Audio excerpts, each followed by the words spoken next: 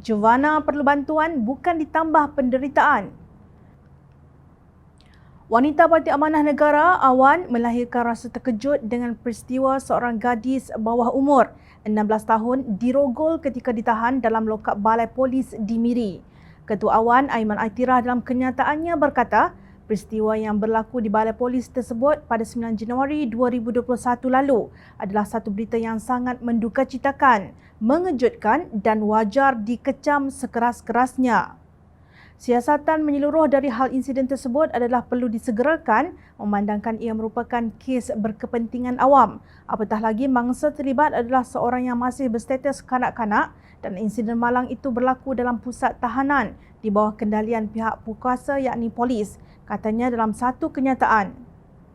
Menurut laporan akhbar, remaja tersebut ditahan oleh sepasukan anggota polis di tempat kerjanya di sebuah restoran makanan laut di Miri pada 8 Januari lalu kerana disyaki terbabit dalam aktiviti perjudian haram.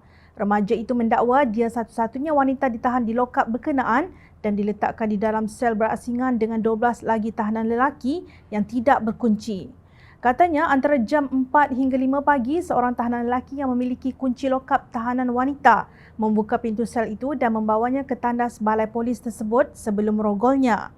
Pesuruhjaya Polis Sarawak Datuk Aidi Ismail berkata kejadian itu memang berlaku dan tahanan lelaki terbabit sudah didakwa mengikut Seksyen 376-1 Kanun Keseksaan Lapor Harian Metro. Difahamkan dua anggota polis yang bertugas ketika kejadian itu digantung kerja serta-merta sementara siasatan sedang dijalankan.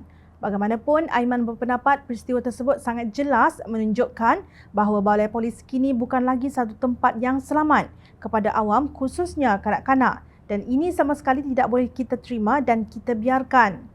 Beliau menyeru Ketua Polis Negara Tan Sri Hamid Badur mengkaji semula Standard Operation Procedure SOP lokap sekaligus melakukan pembaharuan tadbir urus lokap dan pusat tahanan seperti mana yang didesak oleh masyarakat dan kumpulan hak asasi manusia selama ini.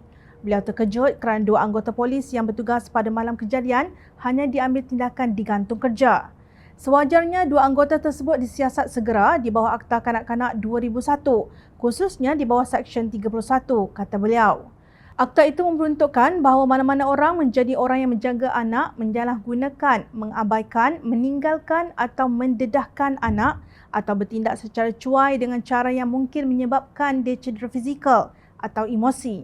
Beliau juga menggesa Pesuruhjaya Polis Sarawak segera menjelaskan pertama, siapakah suspek terlibat yang telah membuka sel kanak-kanak itu dengan awalnya bertanya kepada mangsa sama ada dia mahu menggunakan tandas di dalam lokap sebelum akhirnya merogol kanak-kanak malang itu.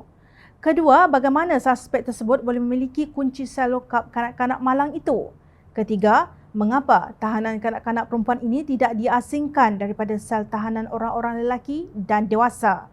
Keempat, mengapakah tiada warden atau anggota polis wanita yang mengawal sel lokap tahanan gadis atau wanita? Kelima, Seksyen 85 Akta Kanak-Kanak 2001 telah menetapkan pengaturan yang sesuai untuk mangsa yang masih di bawah umur ketika dia berada di bawah jagaan mereka, bahawa mereka mesti dipisahkan dari orang dewasa di balai polis, tempat tahanan atau mahkamah. Mengapakah peruntukan undang-undang seperti ini gagal dipatuhi oleh pihak polis sendiri? Dan soalan keenam yang paling menyesakkan dada, tidakkah seolah-olah kejadian ini seperti disengajakan dan sepertinya telah biasa berlaku? Bezanya barangkali ialah tiada pihak yang berani melaporkannya. Seperti awan, Jom Channel juga berpendirian bahawa pihak kerajaan dan pihak polis wajib memastikan tahap keselamatan yang ketat bagi memastikan perlindungan sepenuhnya diberi kepada tahanan lelaki dan wanita sepanjang mereka berada dalam pasungan untuk siasatan polis. Jovana adalah insan yang masih berfikiran pendek dan perlu bantuan untuk menjalani kehidupan yang semakin mencabar.